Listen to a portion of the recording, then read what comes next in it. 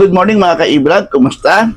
Guys, meron akong isi-share sa inyo kasi alam nyo sa araw-araw nanonood ako ng balita about sa politics. So lagi kong inaabangan yan kung sinong kukulong, kung makukulong pa at parang nakakadito nadidito yung taong bayan. Kasi katulad ngayon si Sara Duterte nag-announce ng maagang pagka-presidente sa 2028. So, syempre, kailangan niya ng running mate.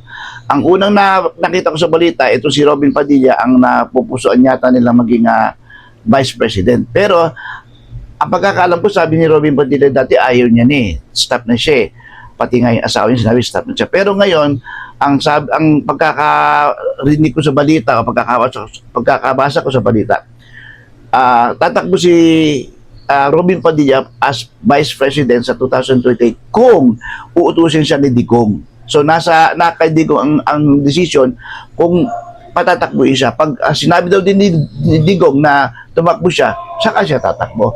Sa palagay niyo ba guys, mananalo si Robin Padilla? Kasi alam mo si Robin Padilla, hindi ko yan kilala.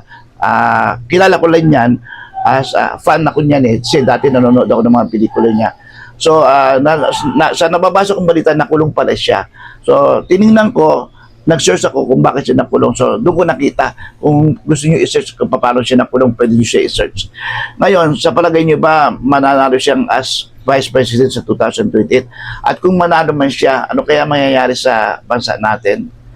Ngayon, ang pinaka-latest na nakita ko sa balita, ang maugong na tatakbong running mate ni Sara Duterte sa 2028, ito si Marcoleta na syempre against din sa ating gobyerno.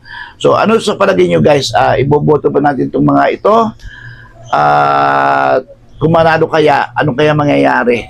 So guys, mag-comment kayo and share at maraming salamat po sa inyo sa pagsubaybay sa aking video.